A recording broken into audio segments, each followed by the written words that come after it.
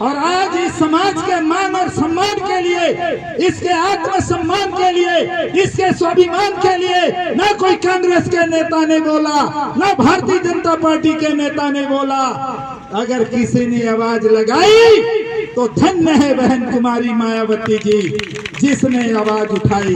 क्या आवाज उठाया कि सतनामियों पर जुल्म करना बंद कर, नहीं तो असना एमन के बकली फाटत ले पिटाई चलत रही से। बहन जी अगर ट्वीट नहीं करे रतीस ना तो एमन के चमड़ी उधेड़ देत रही नहीं।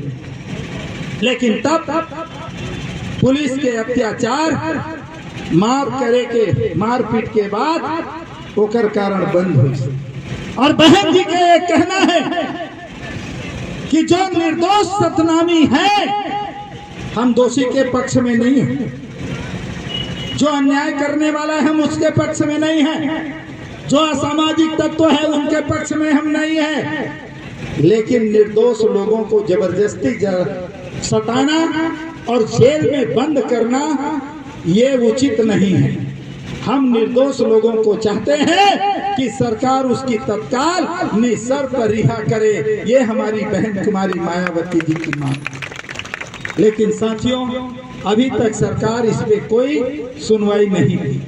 तो एक तरफ सतनामी के स्वाभिमान को कुचला, दूसरी तरफ जगदलपुर बस्तर में आदिवासियों का, सरगुजा में आदिवासियों का और कवर्धा में हमारे पिछड़ी जाति के साहू भाइयों के साथ उनके आत्मसम्मान और स्वाभिमान को कुचलने का काम किया गया। तो इसलिए हमारे इस यात्रा का दो मकसद है। एक तो समाज के आत्म और सम्मान को, स्वाभिमान को जागृत करना है और उनके आत्म सम्मान और स्वाभिमान को जगाने का काम करना है। तो ये भी एक हमारा मुद्दा है। और दूसरा आरक्षण हमारा मुद्दा है। और इन दोनों मुद्दा को लेकर समाज में जन चेतना पैदा करने के लिए, जन जागृति लाने के लिए हम लोग आज निकले हुए हैं। और आप सबसे हम निवेदन करना चाहते हैं कि आप बहुत दिनों से इस क्षेत्र में बहुजन समाज पार्टी को जानते हैं, बहुजन समाज पार्टी को मानते हैं। लेकिन क्या वजह है कि बहुजन समाज पार्टी को आप कामयाब नहीं बना पा रहे? कामयाब इसलिए नहीं बना पा रहे हो, आपने कभी इस बात को समझने की कोशिश नहीं किया जुल्म किसके ऊपर होता है। जुल्म करता कौन है?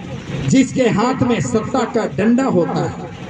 जब डॉक्टर बाबा साहेब अम्बेडकर के पिताजी थे रामजी राव अम्बेडकर, तो रामजी राव अम्बेडकर जब अंग्रेजों के पास जाते थे ना, तो अंग्रेज लोग रामजी राव अम्बेडकर से कहते थे कि रामजी राव अम्बेडकर पानी लाओ, पानी पिलाओ। अंग्रेज लोग रामजी राव अम्बेडकर के हाथ के पानी को पीते थे। लेकिन वही रामजी राव अम्बेडकर जब गांव में जाता था तो गांव के सवर्ण ब्राह्मण रामजी राव अम्बेडकर से 17 फीट दूर से बात किया करते थे। तब रामजी राव अम्बेडकर ने सोचा आखिर ऐसी क्या वजह है? जब मैं अंग्रेज के पास जाता हूँ अंग्रेज मेरे हाथ का पानी पीता है, और जब मैं गांव में जाता हूँ तो सवर्ण ब्राह्मण मेरे से 17 फीट दूर से बात करते हैं। इसका कारण ढूंढा, तब उसने पाया कि भाई इसका मुख्य कारण है जिसके हाथ में सत्ता का डंडा होता है उसके सामने सब झुकते हैं और वो सबको झुका लेता है, और जिनके हाथ में सत्ता का डंडा नहीं होता उनको झुकना पड़ता है। रामजी राव अम्बेडकर ने संकल्प लिया। क्या संकल्प लिया? कि मैं अपने संतान में ऐसा औलाद पैदा करूंगा जिसका सर किसी के सामने न झुके। और बाबा साहेब अम्बेडकर को इस लायक पैदा किया कि आज सारी दुनिया डॉक्टर अम्बेडकर के सामने सर झुकाने के लिए मजबूर होते हैं। मेरे दोस्तों, आज यही संकल्प हमको लेना है।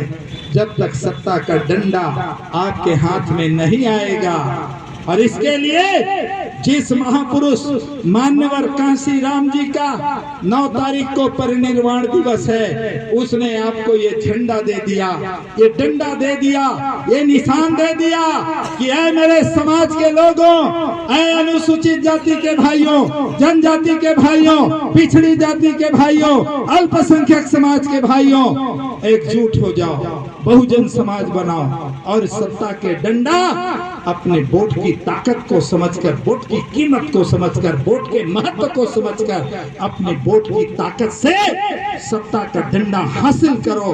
और जिस दिन आपके हाथ में सत्ता का डंडा होगा, MP MLA होंगे, मंत्री मिनिस्टर होंगे, आपके विधानसभा लोकसभा में जब आपका अपना बहुमत होगा, आप सरकार में होंगे, फिर आपके ऊपर कोई जुल्म नहीं होगा, कोई आपके आस्था पर कोई वार नहीं कर सकेगा, आपके स्वाभिमान को कोई कुचल नहीं सकेगा, आपके आत्मसम्मान को कोई दबाने का काम नहीं कर सकेगा।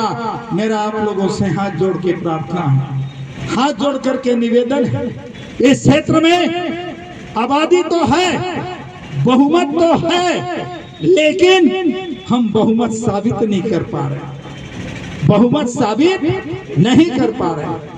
अगर आपने बहुमत साबित करने में अपनी भूमिका अदा कर दिया तो वो दिन दूर नहीं है। जो समय बीत गया वो बीत गया, छोड़ दीजिए, लेकिन अभी भी वक्त है, आने वाला समय हमारे सामने है। और मैं आपको भरोसा दिलाता हूँ, लोग ये सोच रहे थे अब गएगा बहुजन समाज पार्टी है, कुछ नहीं दिखाते, कुछ नहीं दिखाते।